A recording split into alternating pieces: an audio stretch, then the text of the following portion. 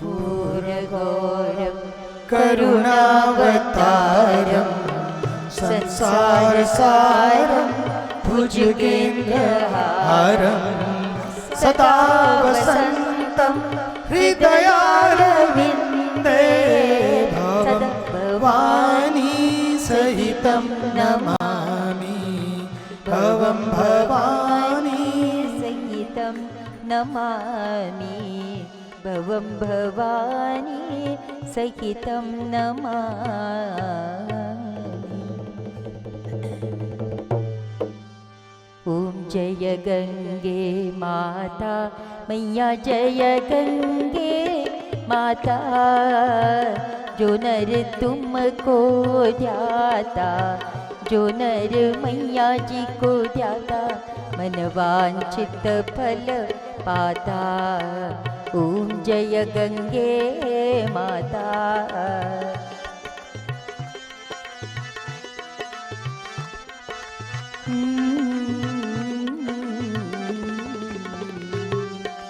चंद्र सी ज्योत तुम्हारी जल निर्मल आता, मैया जल निर्मल आता।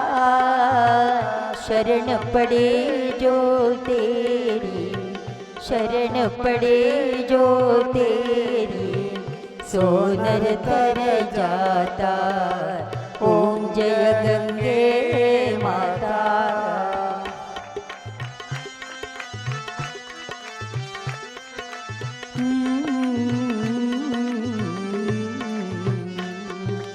एक ही बार जो तेरी शरणागति आता, मैया शरणागति आता।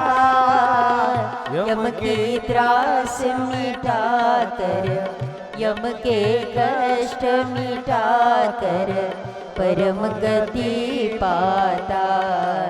ओम जय गंगे माता।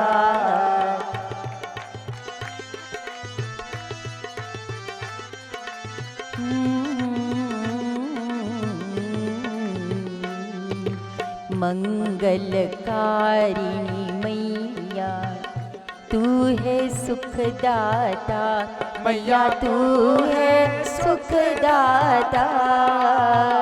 तेरी गोद में आकर, तेरी शरण में आकर, मन शांति पाता। ओम जय गंगे माता।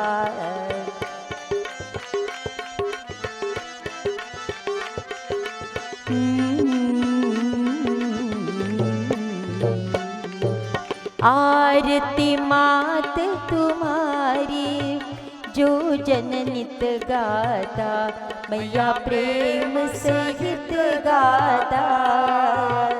दास वही है सज में, भक्त वही है सज में, मुक्ति को पाता। ओम जय गंगे माता। ओम जय गंगे माता, मैया जय गंगे माता। जो नर तुमको ध्याता, जो नर मैया जी को ध्याता, मन वांछित फल पाता। ओम जय गंगे माता। जय गंगे माता, जय गंगे माता। त्वमेव माता च पिता त्वमेव, त्वमेव बन्धुश्च सखा त्वमेव, त्वमेव विद्या द्रविणं त्वमेव, त्वमेव सर्वं मम देव देव। सर्वे भवन्तु सुखिनः, सर्वे सन्तु निरामयाः, सर्वे भद्राणि पश्यन्तु मा कश्चित् दुःखभाग् भवेत्। ॐ शान्तिः शान्तिः शान्तिः। जय जय राधारमण हरि बोल हरि बोल। जय जय राधारमण हरि बोल। जय राधारमण हरि बोल हरि बोल। जय जय राधारमण हरि बोल। जय जय राधा रमण हरि बोल हरि बोल। जय जय राधारमण हरि बोल। जय जय राधारमण जय जय राधारमण जय जय राधारमण हरि बोल। जय जय राधारमण जय जय राधारमण जय जय राधारमण हरि बोल। जय जय राधारमण हरि बोल हरि बोल। जय जय राधारमण हरि बोल। जय राधारमण हरि बोल हरि बोल।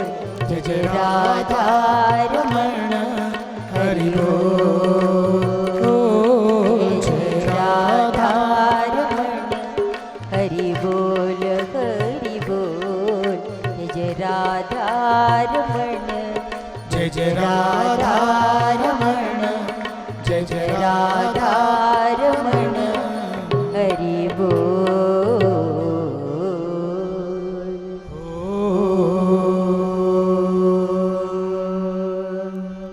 पूर्णमदः पूर्णमिदं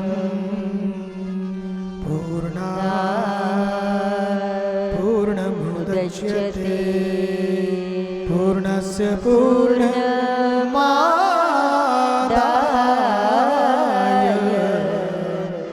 पूर्णमेवावशिष्यते। ॐ शान्तिः शान्तिः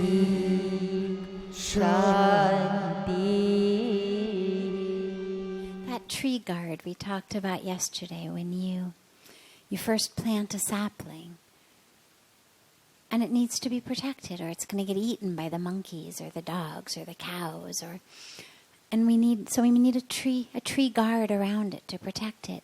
But of course, later on, once it's become a full-grown tree and its roots are in the ground, it doesn't need a tree guard. Monkeys can come and swing on its branches and nothing's going to happen to it.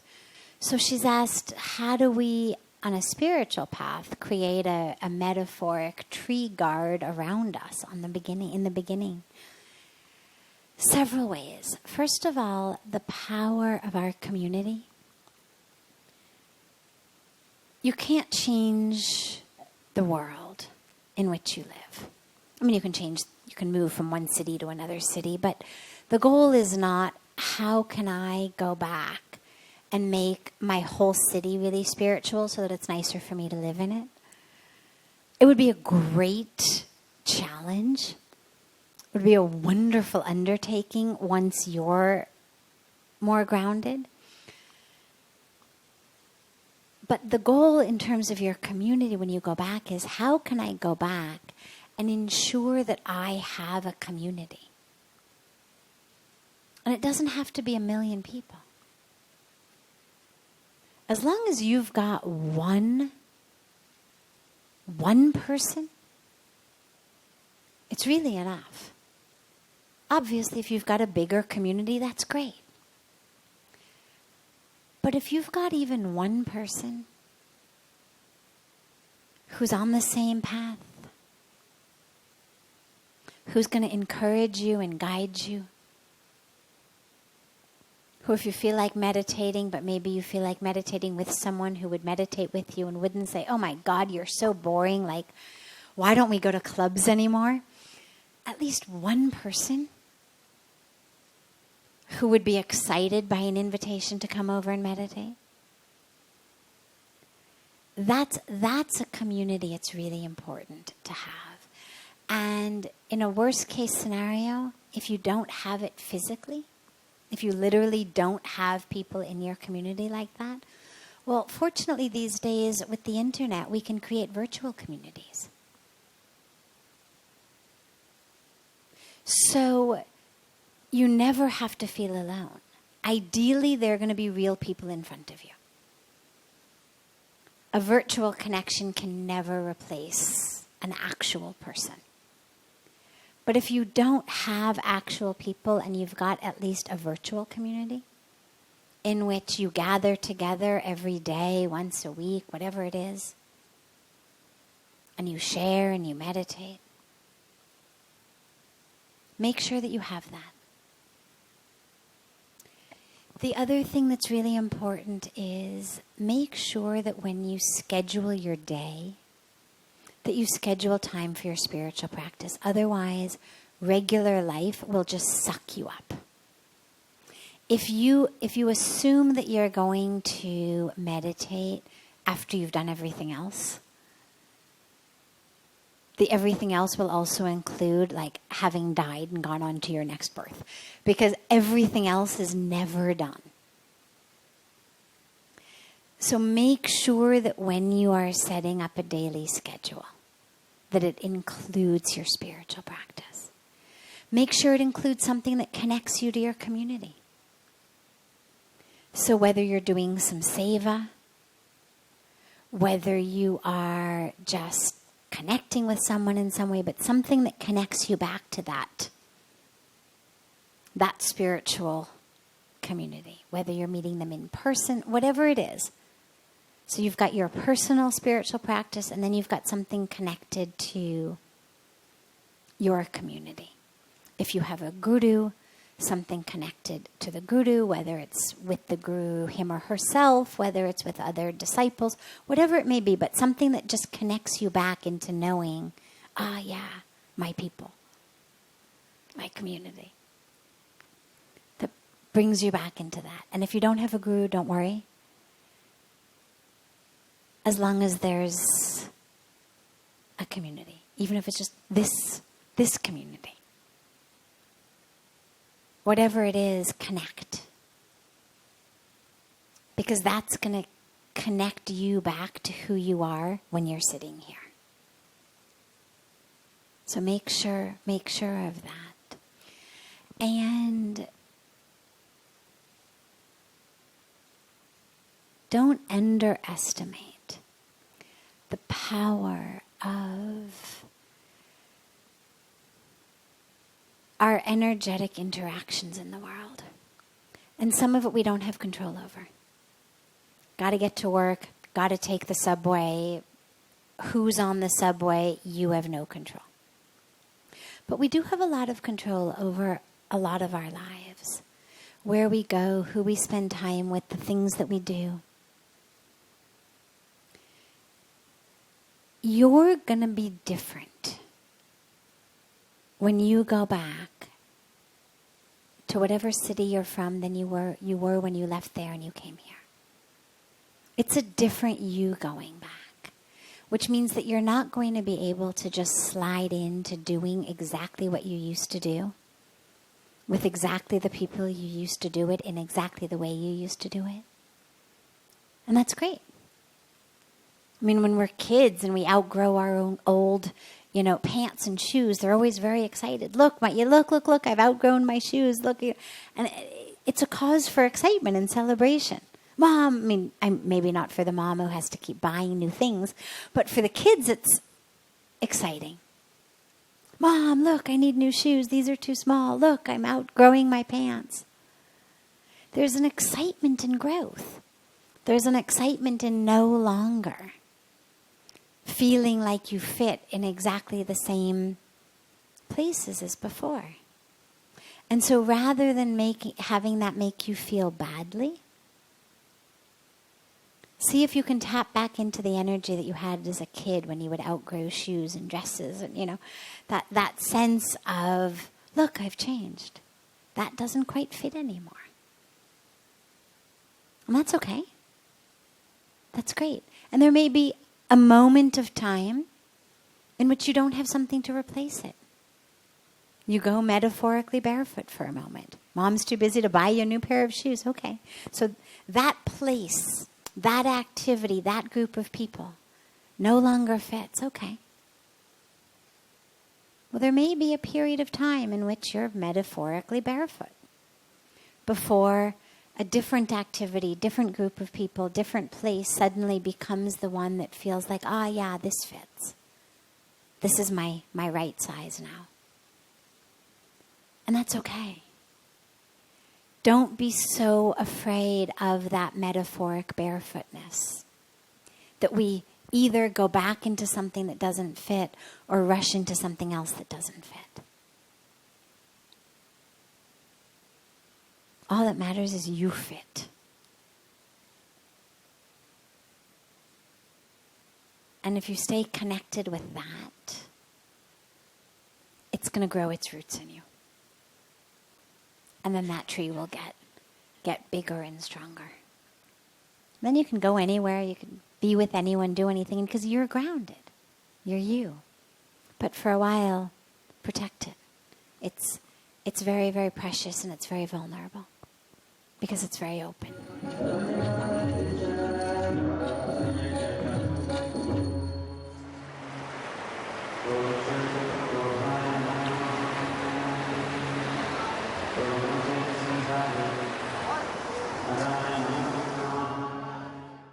What is the connection between our state of mind and energy? How can we handle the energy transfer from person to person? Well, we are energy. You may think that you're skin and bones, but actually you're energy. We thought that we were skin and bones until we developed tools that told us otherwise.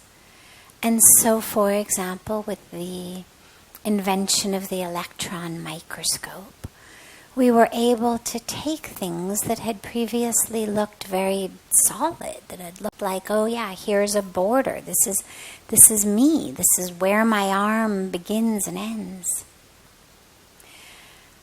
And you look under an electron microscope and you realize, oh wait, actually, there is no hard border. There's no place that I begin and end.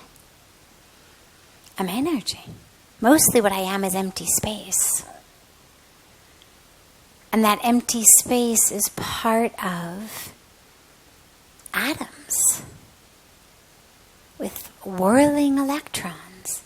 And this border that seems so set and established and firm is actually whirling electrons, if you can look at it closely enough.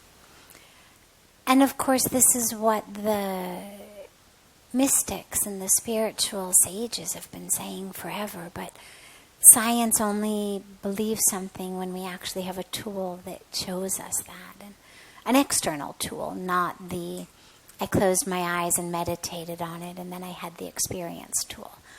But with the advent of electron microscopes, we now have tools that say, energy. So when we are anywhere, because of course everything is energy, it's not just we are energy, but everything is energy. And so as we move through the world, we pick up energy. If you doubt that on a very scientific level, You look at, for example, something like high tide and low tide in the oceans. Now, nobody can dispute that oceans have high tides and low tides, and nobody can dispute that there's a vast difference on a purely physical level between what the ocean at the shore looks like in high tide versus what the ocean at the shore looks like in low tide. You want to look in the tide pools, you want to see starfish, you want to see sea anemone, you want to see all of the fun stuff in tide pools. Well, you've got to go at low tide. Come at high tide, what you're going to see is water. Similarly, you want to walk on a beach that's not very wide. Well, you come at high tide, what you see is ocean. You need to wait for low tide to take your walk on the beach because there are feet and feet and feet of difference between high tide and low tide. Well, what causes high tide and low tide? Pull of the moon. That's it. The gravitational pull, the energetic pull that happens to be in the form of a magnetic energy. There's lots of different types of energy. That particular form of energy is what we'd call a magnetic energy. The magnetic energetic pull between the moon and the earth is enough to make high tide and low tide. Well, the human body is between 70 and 99% water. I recently heard some water scientists talk about how we always say, 60%, 70%, maybe 80%, but actually we are 99% water because if you look even at the strands of our DNA, that most of the estimates are just looking at, amount of actual blood in our body, liquid in our body. But actually, if you look in the cells themselves, that the strands of DNA, that everything actually is sitting in water. And so we actually are not just 70%, but we actually are 99%. So in any case, choose your percentage, but somewhere between, say, 70 and 99% water. So if you simply are looking at magnetism, and for a moment we ignore all other forms of energy, what we know is that simply the pull of the moon has an impact on us. How do we know that? Because it has it on the ocean. And we're made of the same stuff the ocean is made of, that water. Now, we also know, just to give you a different example, we also know, for example, that energy in the form of light waves or sound waves impacts us. You could be sitting here in a beautiful meditation, and if suddenly there were a very, very loud noise, it would disturb your meditation long before it went through your rational brain and you said, oh, I wonder what that loud noise is. Maybe I should react. Maybe I should be nervous. Not the intellectual reaction. The purely physical response to the loud noise. We would go, there's an absolutely involuntary response to that. Why? Because it enters us. The sound waves literally come into the ear canal and they go against the tympanic membrane in our ear and it vibrates literally the hairs in our ears and it goes into our brain. I mean, there's a whole fun science of that. But the point is, here we have a sound that is transmitted through the air in the form of energy that impacts us. Watch the way that a high-frequency sound will shatter glass across a room. How did it do that? Blow a whistle over here, the glass shatters over there. Well, it's energy in the form of sound waves. light waves do the same thing. So these are all different forms of energy. Now, as people, we give off energy. We give off lots of different types of energy. We give out sound waves when we speak, when we make any kind of noise. But we also give out energy from a lot of different aspects of us that I don't even know about. One form I do know about is from our brain. They now can measure brain wave patterns with a machine that doesn't even touch your head. Now, the reason that to me is so exciting is because it absolutely proves beyond any doubt that thoughts are things. Anybody who thinks that thoughts sit only in your head and don't actually impact the world no longer can think that with one of these machines. Now, it's not that you have a thought and up on the machine comes dog or ice cream cone. But it can get the same brainwave scan a few inches away from your head as it would actually putting the electrodes on your scalp. Which means that the energy of our thoughts is being transmitted into the world. And we know this intuitively. We know this because we've been around people where it feels really good to be around them. Not because they've been our best friend for 50 years, but maybe we've just met them. But there are people who just intuitively, energetically, you feel like, oh, I'd like to keep sitting near this person. It feels really nice. And then there are people who, not because they've done something bad to you, not because, you have a conflicted history. Again, you may have just met them. But you have a feeling of, oh, not quite so sure I want to be around this energy. So we absolutely transmit energy. How do we deal with that? Well, you don't deal with it. You're just aware of it. It's like saying, how do we deal with, sound or light or magnetism? Well, we're just aware of it. If you're not a strong swimmer, you don't go swimming at high tide. You're aware of the fact that this is high tide time. There is going to be more water at this time. Not a great time to go swimming. Not a good time to see the tide pools. In the same way, as we move through the world, as we're sensitive enough to the energy, we're able to really sort of navigate through the world. It's not that we avoid energy that doesn't feel right, but because we're aware of it, we're able to work with our energy in such a way.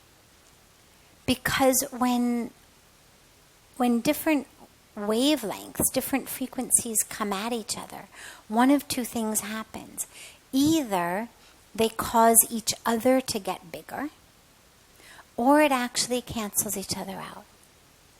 There's two different ways that those work, and I'm not an expert in physics to explain exactly how that works on an energy wavelength level, but with the energy of people, we know how that works. Again, intuitively. You don't have to understand the physics of it to understand the reality of it.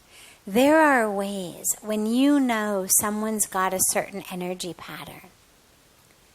There is a way when you're going into that interaction to adjust your energy in a way that that interaction can be very peaceful, very smooth, that however you've come in, it's mitigated the energy of that person in such a way that the interaction is peaceful and calm and smooth.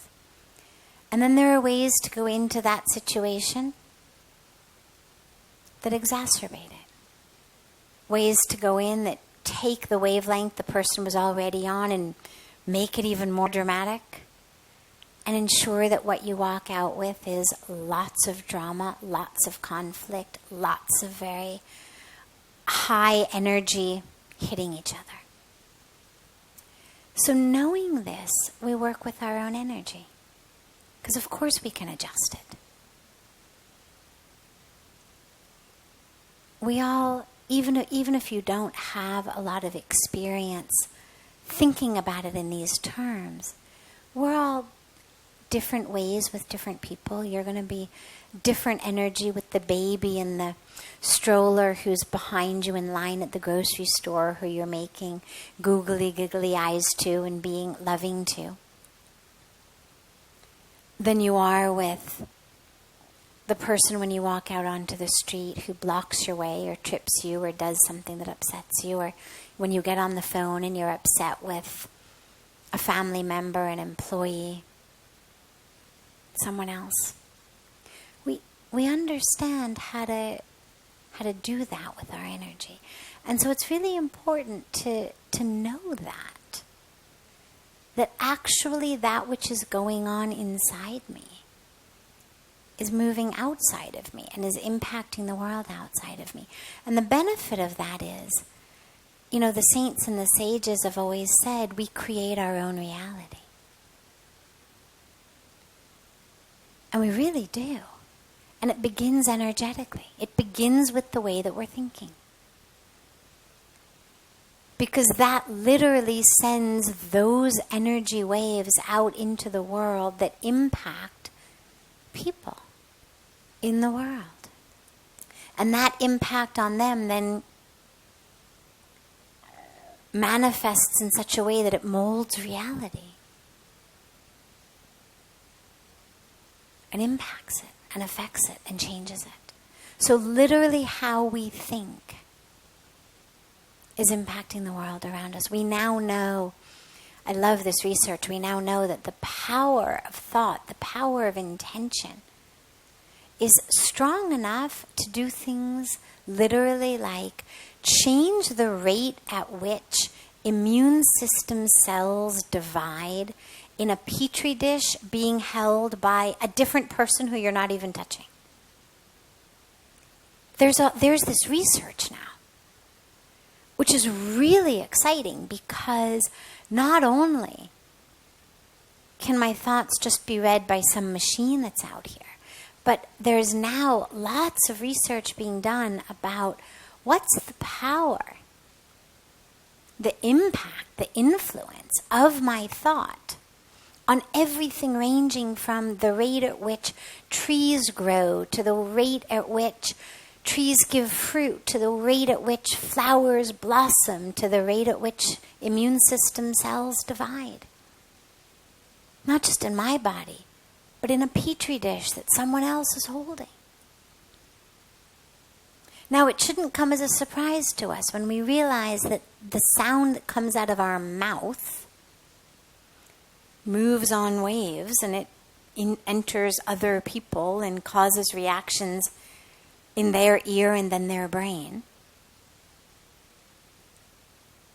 The heat of our body, literally, the energetic heat of our body, can have impact if we know how to work with it on other people. It shouldn't come as a surprise to us that our thoughts, which also are so powerful, also have an energy that goes out.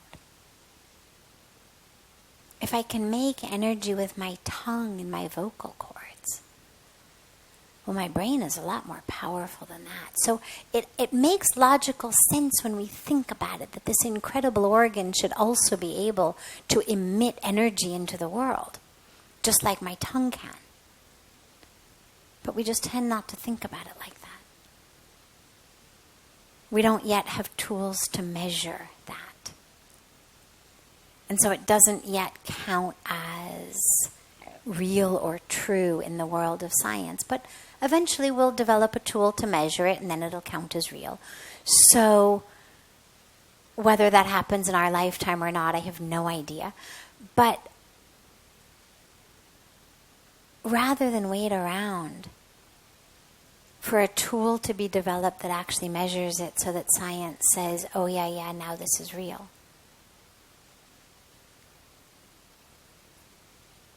We realize it's real because of our own experience. And when we know it's real, then the question is, okay, how can I use that? And we're really two different things. We're both energetic transmitters and we're energetic receivers. Most of us are very aware of the receiving part. We're very aware of the impact upon us of other people's energy. Think for a moment, just close your eyes for a moment and imagine that you're being shouted at by someone, whether it's your parent, whether it's a spouse, whether it's your employer. But just imagine that you're sitting there and you're being absolutely shouted at. So there's an impact of that experience on our bodies, on our thoughts. We contract, literally. And now imagine that you're being appreciated and loved and welcomed. It's a completely different energy. It's an energy of openness and expansion, like we want to move into that energy. Whereas the energy of being scolded, we want to move away from. So that's what receiving energy feels like. And we're familiar with this. This is our day-to-day life. We get yelled at, we contract. Nobody has to forcibly hit us for us to physically feel it. But what we don't pay so much attention to is how much energetic transmitters we are. And it's a wonderful thing to realize, because while we're basically doing both of them all the time, the power of our intention, of our focus, of am I focusing on receiving or am I focusing on transmitting, can be very, very powerful, because there are places where we really want to receive. We're being loved. We're being appreciated. We're being seen for who we are, loved for who we are.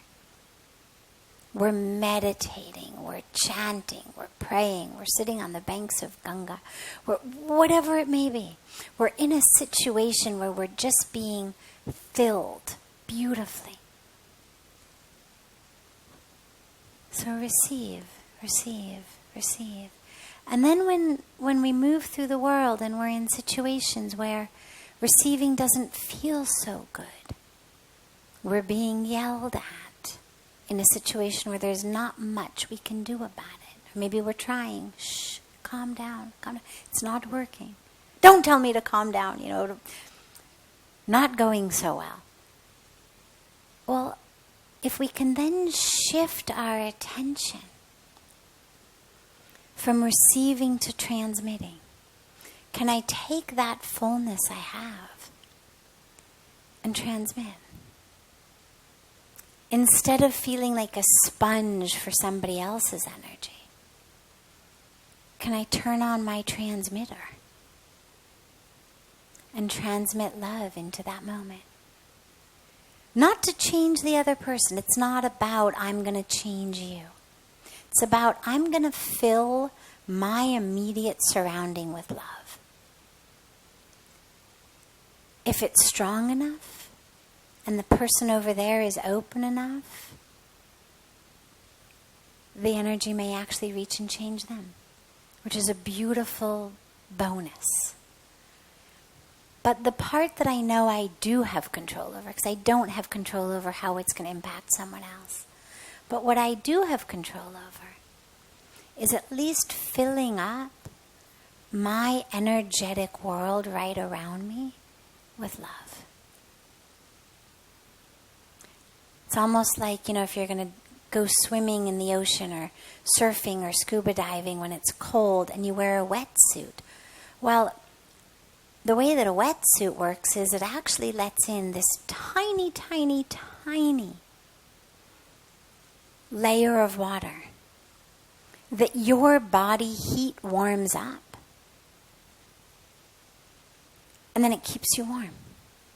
That's actually how a wetsuit works. It doesn't keep you dry. There are dry suits, which are different things. But wetsuits actually let in a very, very, very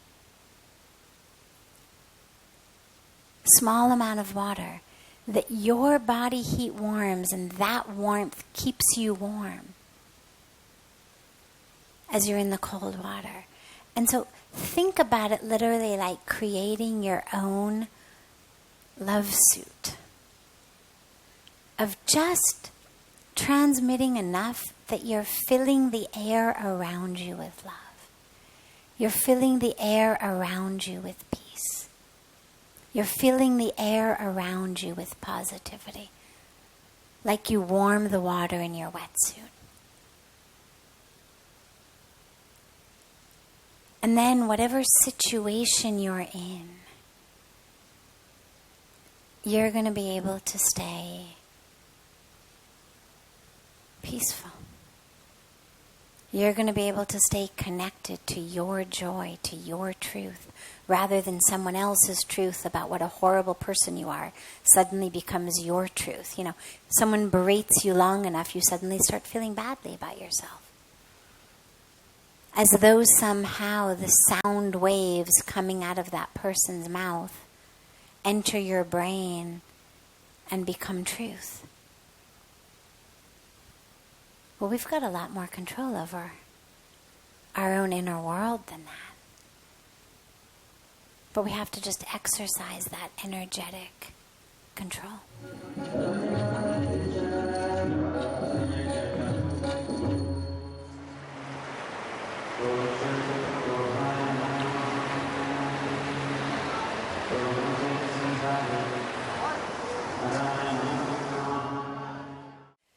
Fear for our loved ones. It's so difficult, and it's wrapped right up with attachment, of course. Our loved one is doing drugs or alcohol or something else that we, in our worldview, we know is harmful. Or just making really poor life decisions. How do we deal with this? Well, it's very, very difficult. It's especially difficult as a parent because there's so much energy from the child's side of, let me live my life, don't tell me what to do. That no matter how much sense what you're saying makes, no matter how much that it really is for their benefit, because that energy of leave me alone, let me live my life is just pouring out of them, it's very difficult to get any energy of sense from the parent into them. Really what we can do is we can love them. We can keep loving them because eventually, by God's grace, hopefully, and well, definitely eventually we just hope that it's in this life rather than in next life, they will realize they've taken a wrong turn. And at that moment, they're going to feel very alone. If they've pushed you away, chances are they've pushed everybody else away. And so what we really want is that in that moment, when, as they say, they've hit bottom, and they realize that they need a hand to get up, they should always know Mom's hand is there. That doesn't mean that we approve of or condone or financially support their addiction. We don't. And they may yell and they may scream and they may slam doors and they may say, I hate you, which is the addiction speaking.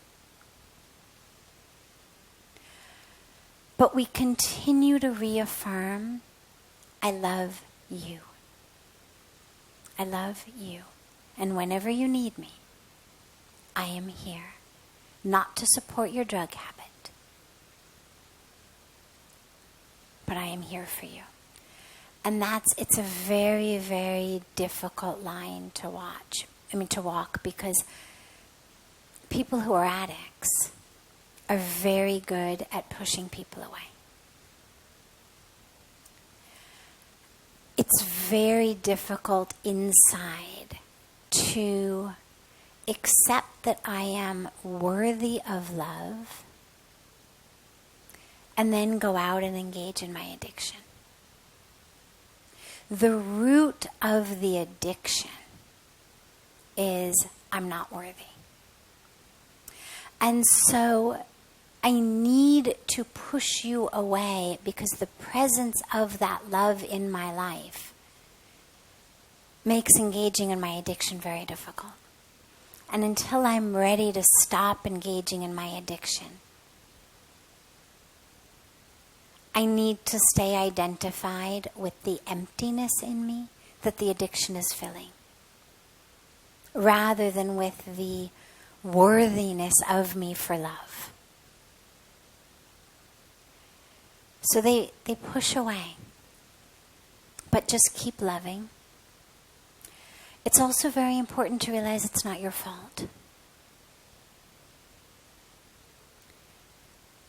We come into this world with a karmic package.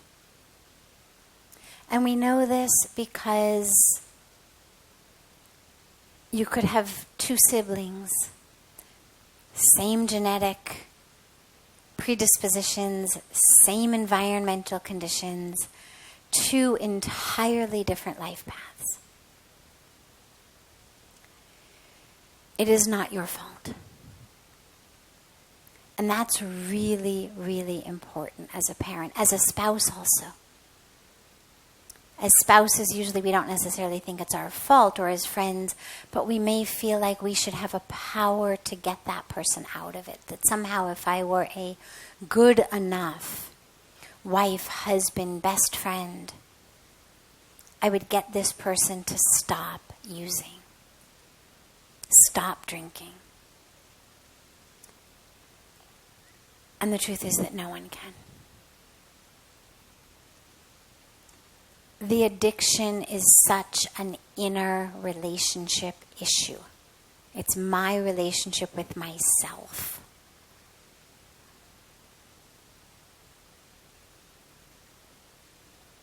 Nothing anyone else can do except love and support and say, whenever you are ready, we are here. And make sure that you don't blame yourself. And make sure that you're getting support. Make sure that you've got support for you. Because you're doing a lot of energetic transmission with the loved one who's an addict. And you need exactly. You need to make sure that you find places, people, activities that allow you to just receive.